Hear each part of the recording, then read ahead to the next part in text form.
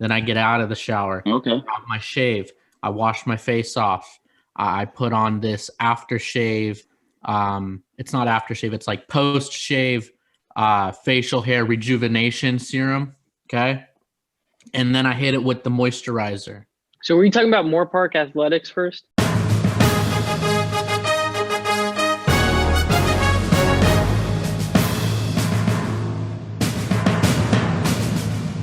And with that, welcome to the newest episode of the Moorpark Reporter Sportcast. We are recording this in the middle of our winter break, so please be grateful to our lovely presenters.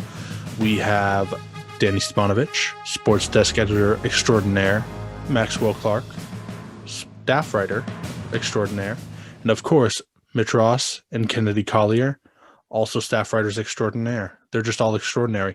A lovely picnic basket of presenters today.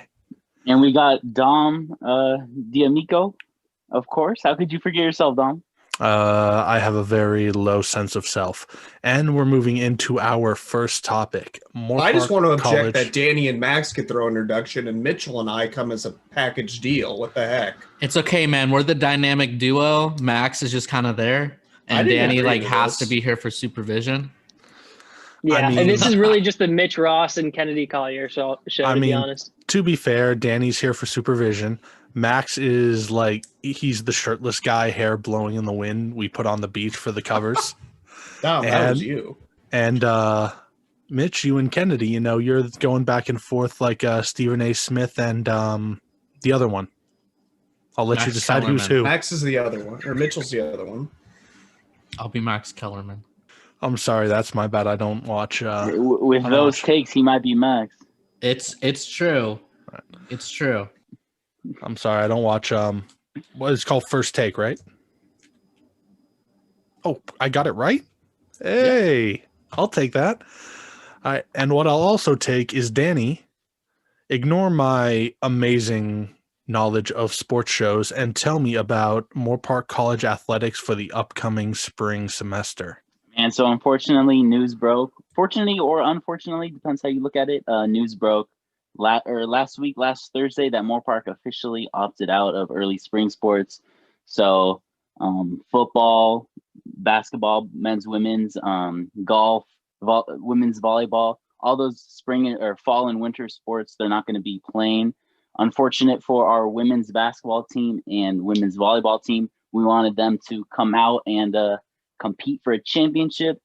If you're an OG listener, you know that this sportscast started as a podcast last semester following the Moorpark teams, and with no sports, we grew it to we're enjoying our professional teams and we're able to talk about them.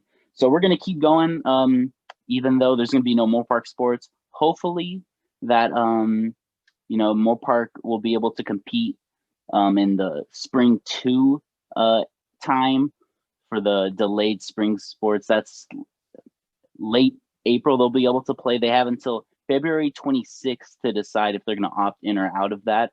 And we'll have to see if it's safe for the staff and the students to return to the field. We're not sure how it's going to look in 2 months from now, even though the vaccine's rolling out. So it's just we still have no idea where we're at. But yeah, we're going to keep going with this podcast, and let's get right into it. Yeah, I think when we came together as a group to do this podcast, like, we really wanted to cover Moorpark sports, and that's still where our heart is at. And, our hearts go out to all the athletes and coaches that were preparing and trying to get a chance to play in the early spring. And we have not forgotten about you, and we're going to, do our best efforts to get you out here and talk with you guys and hear your stories. And it's just a very challenging time for all of us, but as a sports community, we're just going to try to use this podcast to bring everyone together. And, we look forward to hopefully having some school athletics to cover come the spring 2 sports season. So now that we've had a moment to chat about our local backyard sports, let's move on to a little further abroad. We're moving into the Midwest and down south with the Kansas City Chiefs and the Nolens Saints. So tell me a little bit about that game. I'm kind of curious because we're in December. Super Bowl's coming up in February. What does this mean going into the playoffs, going towards the Super Bowl? Yeah, I think the Chiefs and Saints played a great game. This is a possible Super Bowl matchup. Drew Brees, he looked really bad in the first quarter, but then you have to realize that he's 41 years old and is coming off of multiple broken ribs. So you got to cut him some slack. A crazy stat that they talked about during the game was this was the first game that Drew Brees has ever started 0-5 for passing attempts in a game in his career. He's never done that before. It's always been 0-4, and I think he only did that twice. So, yeah, it was really crazy. Patrick Mahomes had a good game. 26 for 47, 3 touchdowns. Brees had 15 for 34, 234 yards, 3 touchdowns and 1 interception. It was almost a really good comeback, but and it was led by the New Orleans Saints defense, but they just couldn't get it done. Yeah, Max, I want to touch the Saints D really kept them in the game, and it kept the game interesting. I want to go back to the first quarter, though, where L'Jarius Sheed had that interception of Drew Brees in the first quarter, where the Chiefs then immediately scored a touchdown on that following possession. That was the separator for this game because it was tight. It was only a 1-touchdown game at the end of the day. I liked the game overall because you're seeing 2 great quarterbacks at 2 very, very different points of time in their careers. Drew Brees, obviously, he's got 1 foot out the door and he's on his way out. And Patrick Mahomes is just starting his ascent to the top of the league. I thought it was a possible Super Bowl matchup. I still think it could be. And if fans were lucky enough to get a round 2 of this, I don't think any sports fan would complain to see Drew Brees and Patrick Mahomes in the Super Bowl. Overall, really great game. Mahomes did his thing. He's amazing. I can't say anything more than that. He's the best non-defensive player in the NFL because Aaron Donald's the best. We'll talk about that later. But yeah, Patrick Mahomes, he's great. I'm never surprised when Mitchell is wrong about sports. And Max, the Saints are not going to the Super Bowl, and I'll tell you why. Because yesterday we saw a football game being played by literal football-playing robots from the future we've never seen play football like this before. And then we saw one dinosaur, and that dinosaur was Drew Brees at 41. He looked completely out of place there. The defense is holding the Saints together. The Chiefs have become a team that you cannot leave too much time on the clock with their last possession. You can't stop them in 3 downs because they'll find there was 3 minutes left and they ran some bull crap run play in the first down, and then the second down just Mahomes runs to the left and just throws the ball to Kelsey, not even accurate. You can't stop the Chiefs. The Chiefs are going to the Super Bowl. The Chiefs are going to win the next 10 Super Bowls. It's going to be Chiefs, Packers, Saints. No. Yeah, I mean, Mitchell, you said the turning point in the game was that interception. I think that turning point in the game was that the first real pass Drew Brees completed was to Emmanuel Sanders down to the 3-yard line, where he threw all of his might into that deep ball. And Sanders came down with it. If that didn't happen, this would have been a blowout. Drew Brees, you touched on him starting 0-6, Max, but he only threw for 40, or he only threw a 44% completion percentage, 15 for 34. It didn't look good. He was obviously rusty. I'm not totally off the Saints like Kennedy. I mean, this is his first game back off breaking 11 ribs, not just a couple. 11 ribs. Somehow he broke 11 ribs off a little hit. So he is getting old. And yeah, I agree with you, Kennedy. This Chiefs team is just unstoppable. I don't see anyone stopping them. It's it could be 3rd and 10, 4th and 10 even.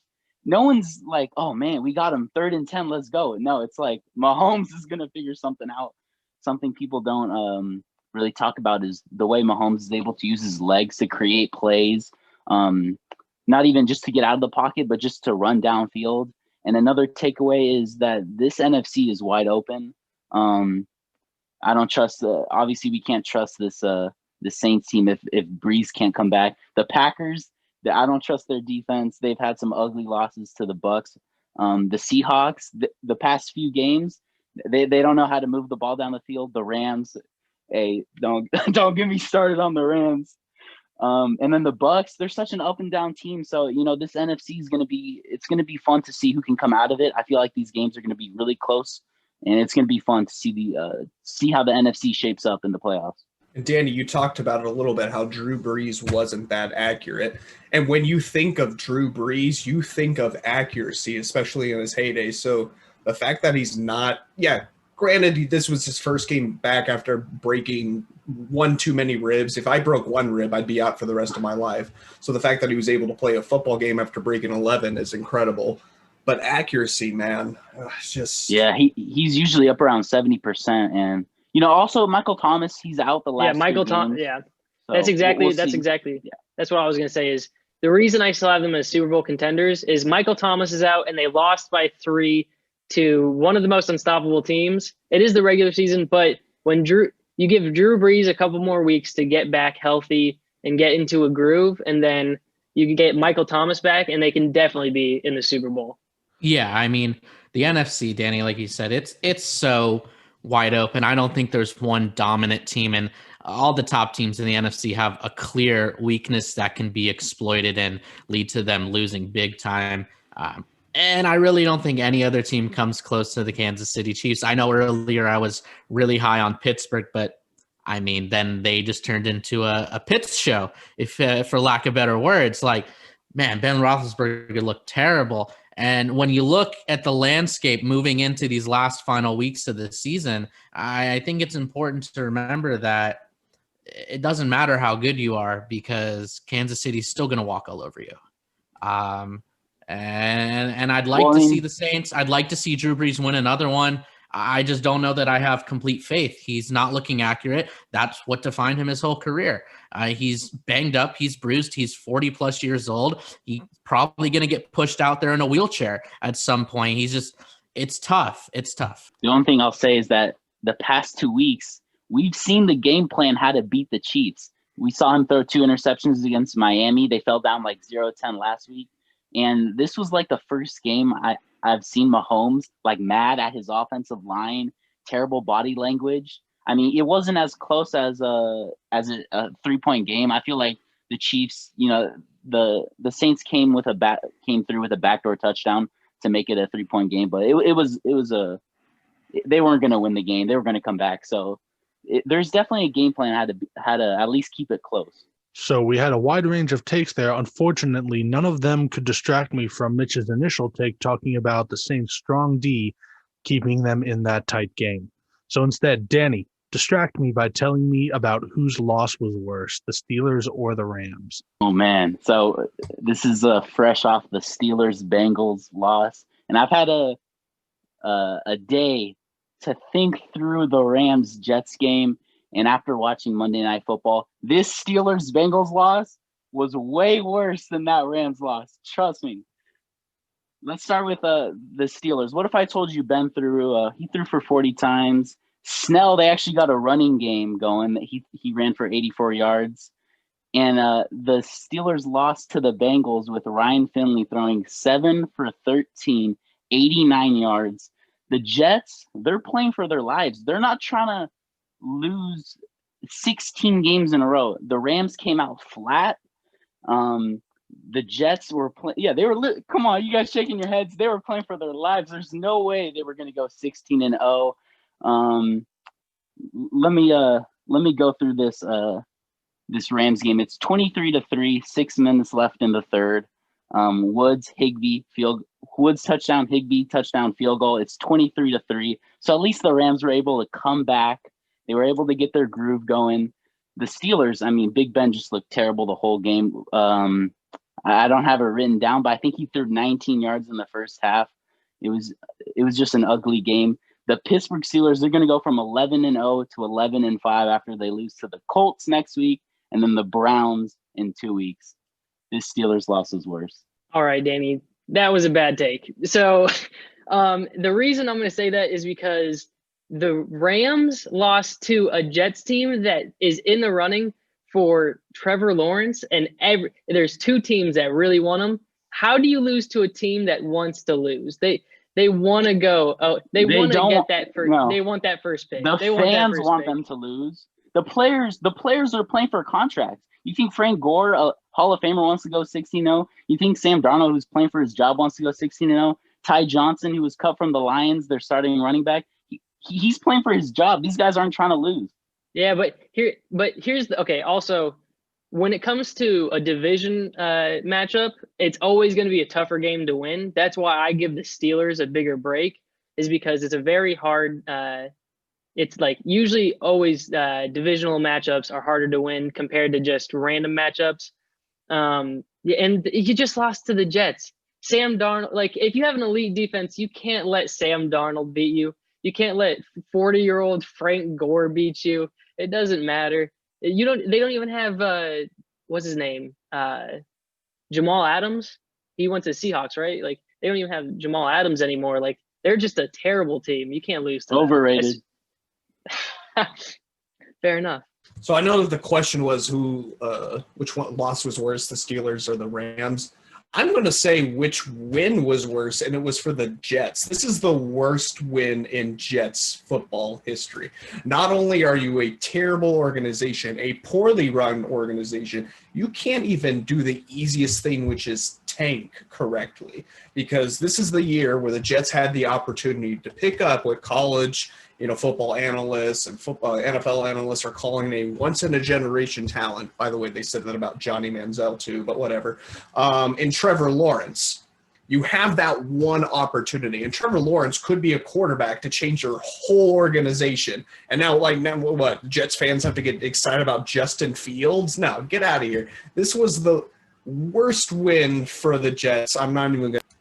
Yeah, well, Kennedy, you kind of stole my take there. So what I'm going to say is Cincy had, just to piggyback, Cincy had the better win than the Jets. I think that it was the best because it's always good to beat a division opponent, especially in the week of Christmas, especially when they were perched up high at the top, undefeated, and now they've fallen 3 games in a row. When you're with your third string quarterback in a game that you have no business winning, it's always good to win. And Danny, like you said, no professional is going out there to lose. Since he could have just rolled over and let Pittsburgh walk all over them because they're going nowhere. They have the quarterback of the future. They have 3 wins, but they were 2-10-1. I feel bad for Jets fans because I do think Trevor Lawrence has strong potential. And Kennedy, please don't hate on Johnny Football. When he was at Texas A&M, that dude was a freaking godsend. And yeah, he was a generational talent in the college arena. It didn't translate to the NFL, unfortunately. But he was fun to watch. Wait. Let me get this straight.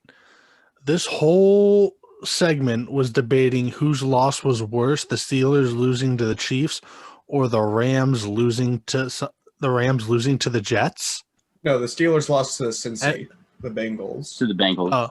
Oh, never mind. To be fair, though, like both the Rams and the Steelers are making the playoffs. Anything can happen in the NFL, especially when you're going late into the season and there's a team that hasn't won a game yet. Like it's what they call a trap game, right?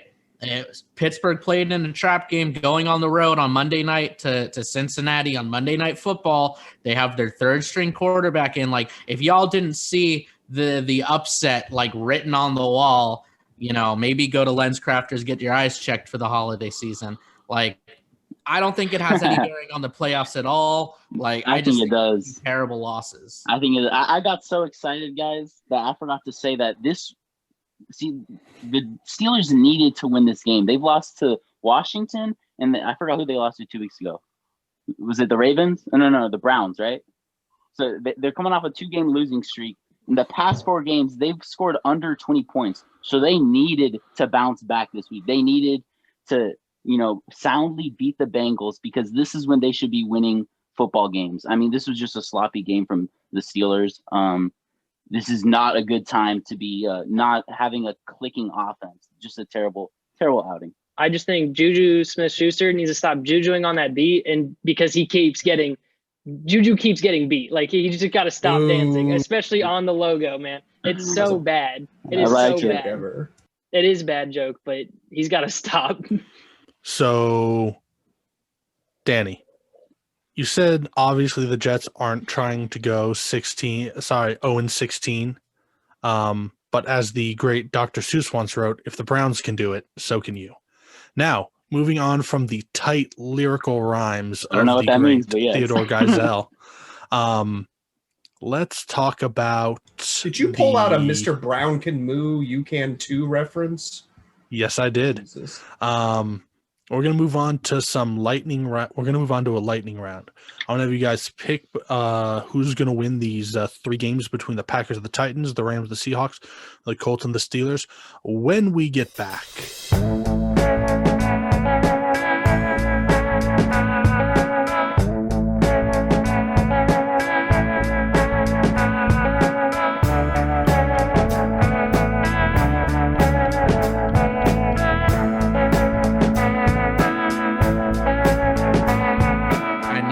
I could tell by your How I Met Your Mother pick, yes.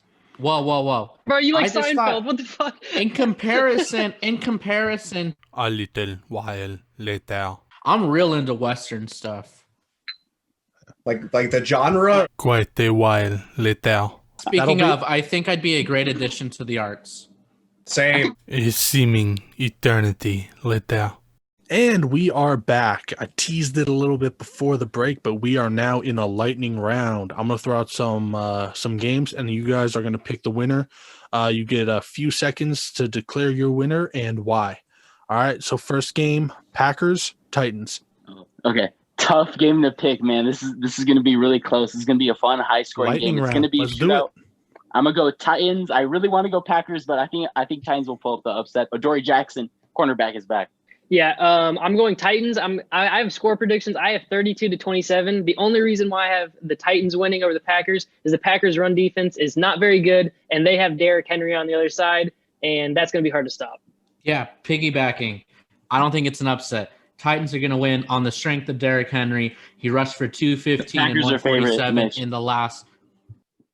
Not according to Mitchell's book. Not according to the book of Mitch. Okay, yeah, it's an 11-3 team versus a 10-4 team. They're both very good. Like Max says, the run defense for Green Bay, not that great. Derrick Henry is a stud. He's a racehorse. Titans are going to win. Packers and their favorites for a reason because they have a quarterback who has thrown 40 touchdowns and 4 interceptions. Get out of here with these Titans. Tighten up. Lightning round in the other direction. Kennedy, start us off. Rams, Seahawks. Who's going to win?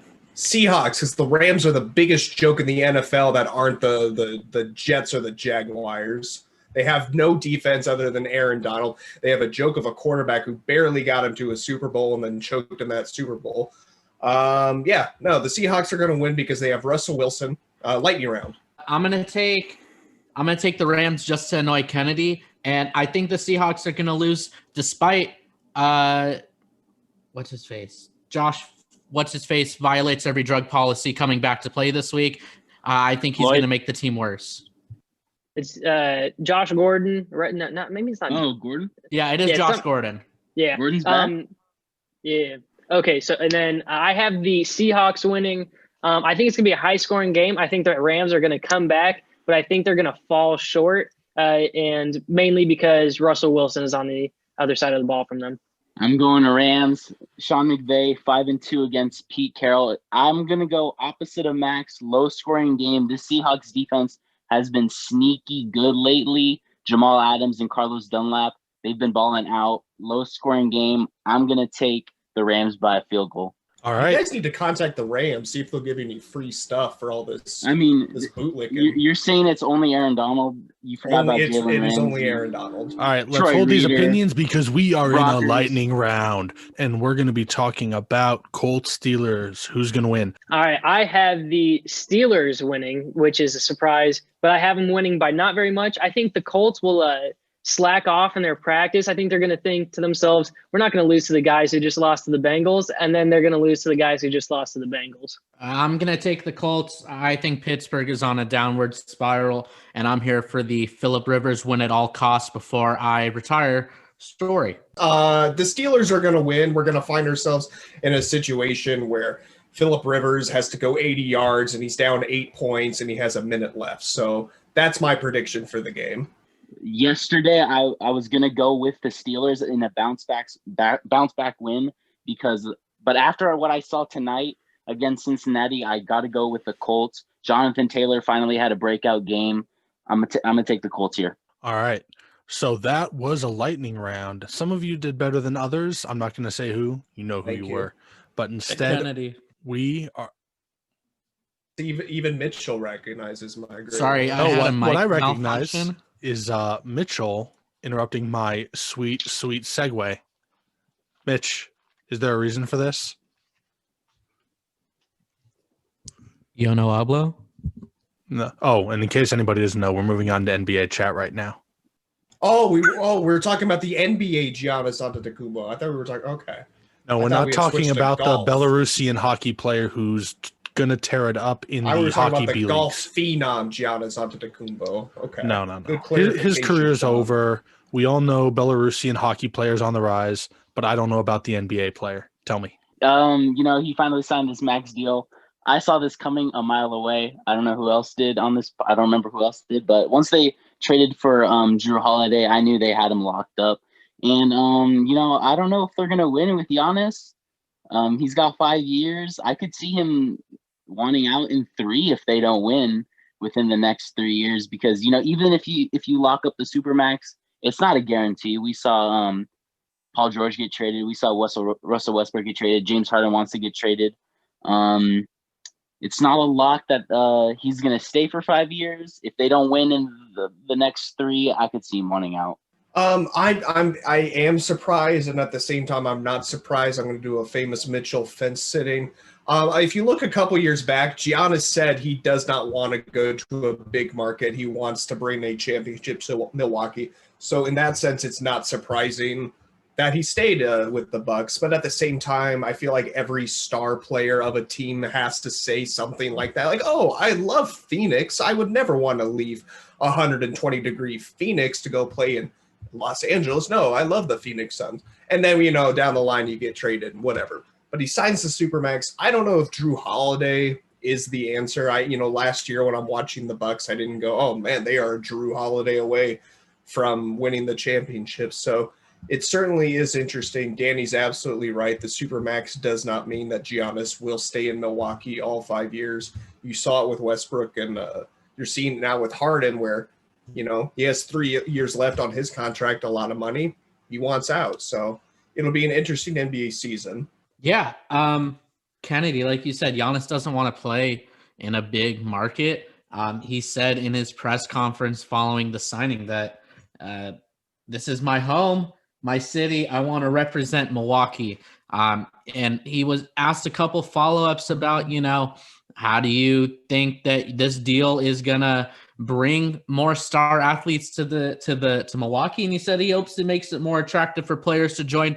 And he noted that there's some nice new restaurants opening up. I know Milwaukee's not like a very ideal city to play in. It gets really cold in the winter, but they do have a very nice fan base up in there, built largely off of Giannis's success and his stardom. 5 years, $228 million. That's the largest extension in NBA history. I think he's worth every penny of it. I just don't know that it's the right city for him. I know he's got a very heroic mentality of I'm going to win it for my city, the very Superman style, and, not give up on Milwaukee. I just don't know that he gets it done. I think he needs to get some more help there first. But Bucks fans, you got him for at least 4 because he can opt out after the 4th year. Yeah, it's a great point. I don't know if he's going to win, but if you really look at it, he's 26 now. If he stays the whole time, he'll leave. He can leave when he's 31. That is still a lot of time for him to go win somewhere else. So why not take as much money as you can get now, and then if you can't win in Milwaukee, go somewhere else and win somewhere else. That's That's basically all that that. means if he doesn't win in Milwaukee, that's 4 or 5 years of everyone, the media, fans questioning if he has the ability to win a championship. And you've seen with Kevin Durant, he cared about winning a championship more than any NBA player that I've ever seen when he went to the Warriors, or at least the perception of what people think about Kevin Durant, because he hadn't won a championship. So it'll be interesting to see if he doesn't win year 1 or year 2, what people are saying about Giannis. All right. I like that. We got some good chat there. Now let's move on to the second segment of our little NBA chat. Now, I know this is a little early because we're recording this, the day before the NBA season even starts. We haven't even seen any games. But I'm going to ask you guys what your MVP predictions for the season are. And you know what? Just because I feel like it'll be boring if someone says this person, I'm going to say no one gets to pick LeBron. Make sure Danny goes last so he can scribble a new name. Yeah, so like Dom said, I think LeBron really could win it every year, but I wouldn't actually say I didn't have him down this year just because AD's on his team, and I don't feel like you can be an MVP with that type of player on your team. But I think the media and the narrative is already set that Giannis is going to win 3 MVPs in a row. I personally don't like it, but I think it also could be Luka or Kevin Durant. Dude, we saw Kevin Durant in that couple preseason games. He does not need that ACL, man. Hey, okay. I think. Oh man, this is unfair.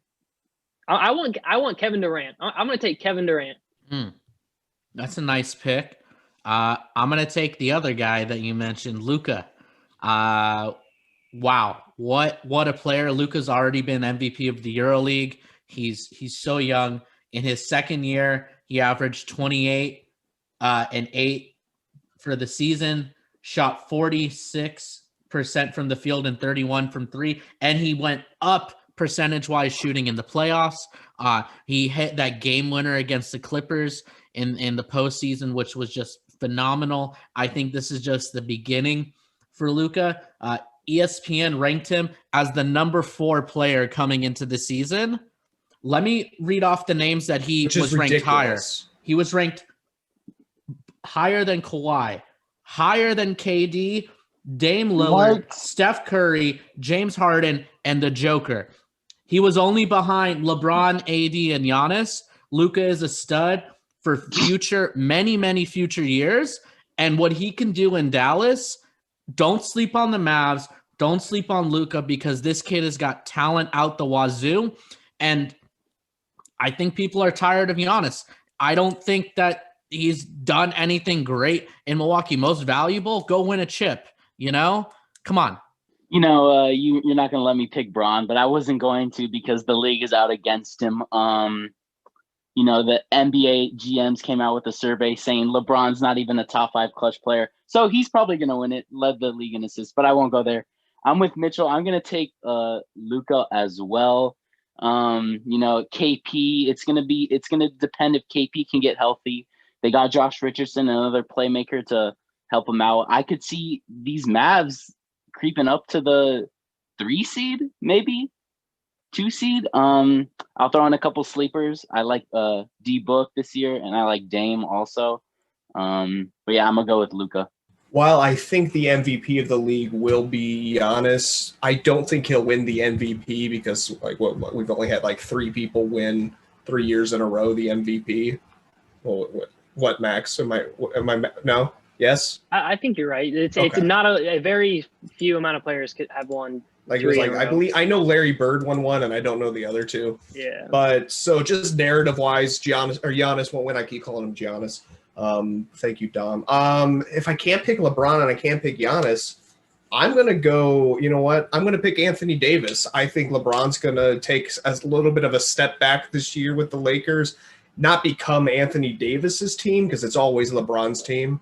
But I think Anthony Davis is really going to step up this year, kind of prove himself, and he'll at least be in the top 5. But that's going to be my bold prediction for MVP is AD. Also, another bold predictions. I could see Ben Simmons winning it. No, oh God, no. Actually, Danny, if the NBA removed the 3-point line, Maybe. Yeah. Exactly. I Danny, can see I him thought averaging a triple-double. Danny, what? No, Danny, I thought your first one with Devin Booker was actually a really good one because it was Chris Paul, a guy another playmaker, and then DeAndre Ayton that could push him up. But I think Luka is just 1 year away from being an MVP. I don't think this year is his year yet, but you never know. It is the NBA. But yeah, Is Luka still a big boy? I haven't seen Luka. yeah, I saw him like 2 days ago, and he looked like me, so I was Yeah, worried. man. He's a big boy. Well, Yeah, I mean, look, go ahead, Mitch. I was gonna say I like Book, and I think with Chris Paul and Ayton and what they've done to assemble that team in Phoenix, he's definitely a sleeper. The thing about Luka, which I really just want to hit home about, is like, dude's so young, and like he can only get better, and he was already so good. Like we know what Anthony Davis is, we know what Giannis is, we know what LeBron is, right? We don't know what Luka could even be yet. Like he's only scratched the surface. So maybe he's a year away, but maybe this is the year where he breaks out. No, but the reason I say that is because I think the narrative is he's going to be too young, and I think they're going to give it to a player that's older. I think they're going to think, oh, he has years to get his MVP. I don't think they're going to give it to him this year. If that was the case, Unless then he has a LeBron should have crazy won year. MVP this year. If that's the case, if we're going it based on age, then LeBron Giannis should have won it again. He had too good of a Vince season. Carter should have won it. Vince Carter should always win the MVP. Let's see. I don't think Luka will win it this year because you still have Luka's great, and I would love to have him. Any team would want Luka Doncic, but he's still not at the level of a LeBron, of a Giannis, of even a James Harden yet. Would you take James Harden or Luka? Right now for this season. Man, I'll take Luka. You can only have him for one season. I'll take Luka. If you get Harden out of Houston and you get him in the right system with the right people around him, I would take him. But if you put Luka in, he's too predictable though. If you put Luka in I take it Houston back. I'm last taking year, Harden. there's no way that Luka would do as well as Harden did. I mean, you There's still no have way. KD, you have Kyrie. Both players are better than Luka. I'm taking Harden, Kennedy. I have to propose the question because it was brought up in some ESPN show. Do you think that the NBA MVP voting should be postponed until after the playoffs? I think every MVP, or to include the playoffs? Yes, because both the NBA and NFL. Go ahead. Oh, I was just gonna say, because if you take into account like performances in the playoffs from these MVP, candidates, then I think LeBron would have won the MVP over Giannis. And I don't think it's even close. I don't think Lamar Jackson would have an MVP if we did it the right way. Well, the thing that's tough about that is, playoffs. That's mostly about winning, and the MVP is such an individual award. And if you take it into the playoffs, the most valuable thing in sports, Danny, is wins. But you need a team. So like true. Russell Westbrook, he averaged a triple-double. He wouldn't have won it if they included the playoffs because he went out the first round. He shouldn't have won it to begin with. Averaging a triple-double is nice, but I didn't think he brought that much value like other players did. Like, it was a great feat. It's something that's never been seen before. No disrespect, Exactly. nothing taken away from him, but like, no, I as value bad as Mitch. I think he was a stat patter. As bad. Well, then there we go. I want to bring up a question then. So, like, I'm with you, Mitchell. Should MVP be something like if LeBron James went to, God forbid, Danny, I wouldn't want to, wouldn't want this to happen. But say LeBron James gets traded to the New York Knicks.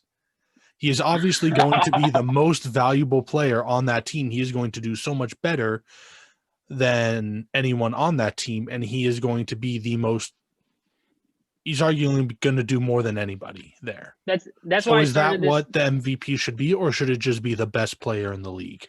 Well, that's why I started this with saying that LeBron could and probably should win if you're going by most valuable player. He should have won it for the past 10 years. He should have been for the whole decade. Maybe other than Steph Curry when they went 73-9, I'll give him that. But LeBron should win it every year because LeBron's always going to be the most valuable, or at least has been the most valuable. That's why the MVP is really annoying. It's pretty much best season, season stats. That's why they're not going to give it to LeBron 10 years. But Mitchell's right. Westbrook is a compiler. I think in his MVP season, considering how the NBA is so narrative based, right? The NBA wouldn't be interesting without any narrative. With them going down to the Warriors and then Kevin Durant leaving and Westbrook having to be on his own, and everyone's like, "Oh, what are the Thunder going to be? There's no Kevin Durant." And like he made a statement, and I think the narrative surrounding it is what really propelled him to that MVP. But what's the narrative around Giannis if he has another great season and they fall short again? Like, what's the narrative? Is he that valuable? I mean, he doesn't have an Anthony Davis like LeBron. He has a Chris Middleton though. That's but LeBron had nobody when he took Cleveland to the finals his first go around. He had nobody when he took to compare Cleveland anyone to LeBron. Well, I mean, look, if Giannis wins a third MVP in a row, is it not out of reason to compare him to LeBron? Yes, it is completely out of reason to compare. Yes, in terms of raw talent. Mitchell, raw where do you buy your drugs? Because I want them. Well, I mean, it feels to me like a lot of sports talk is built on intentional exaggeration. Like, who was that guy you guys were talking about in our NFL segment? Johnny Manziel. You were talking about people calling him a once-in-a-generation talent. Well, he was. And Dom, be careful. You're going to slowly figure out what sports radio is all about. There's a reason he hasn't touched an NFL football. That was just like Tim Tebow was a once-in-a-generation college talent. Manziel was a once-in-a-generation college Every talent. NFL draft, there's one quarterback that is a once-in-a-generation talent. No. And 90% of the time, they flop. All right. So, well, I think what I'm asking is it a lot the same in NBA then with the focus on narrative? Like the NBA is so narrative based. It's bad. James Harden, I understand. Who sets it by narrative though? Is it radio setting it by narrative, or is it the players set it by narrative? The NBA is the most player empowered league at least in America. So if it's not like anything involving LeBron James, LeBron has planned 6 years in advance what he's going to do on that day. So it's everything. No, the only thing that I have to, I'll cut you off with the reason I don't think it's player based. The MVP is or like the narrative is because every year, the past couple of years when Giannis won, both years the players said that James Harden should have won. So especially last year, that was all narrative. James Harden should have won. Oh, no. 2 years ago. Oh, I'm just talking about the general narrative of the NBA, not of the award. Oh, general narrative. Yeah, okay, I'm just talking about like the storylines of what we talk about. No, yeah, you're right about that. Players run the NBA for sure.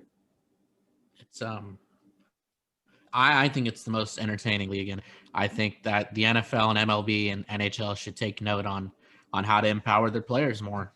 But Dom, keep peeling the onion that is sports radio, and you'll find it's just four straight men yelling at each other.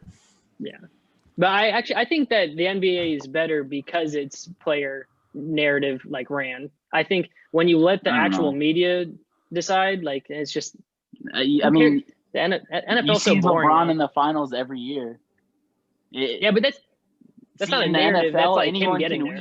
Anyone can win any week. You know what I mean? It's like the star is going to win in the NBA. That's the only thing. Unless you're James Harden. Well, I hate it. Is he going to Denver, Max? If we can get Jamal Murray, I'll be fine with it. Will you, though? All right. Well, moving on from Kennedy's titillating description of sports radio as just a bunch of dudes screaming at each other. That could just be our tagline, is four straight guys yelling at each other. And that is all the time we have for today. I want to thank you all for tuning in. All right, my amazing talent, tell us where our wonderful watchers can find you on social media. At D Stepanovich, 2 H's at the end, Instagram and Twitter. There we go. Put some respect on it. Max. Yeah, my name is Max Clark. You can find me at _Max Clark on Instagram and Twitter. You can find me wondering, since James Harden isn't going to Miami, what great Instagram live stories we were going to miss of James Harden in Miami strip clubs. It would have been the best NBA season for everyone except Miami fans. You can find me at Mitch Ross Report, everywhere on the social, Insta, Twitter. That's about it. Yeah. Thanks, Dom. Cue the music. There we go. And thank you all for watching, and we will see you next time. Later.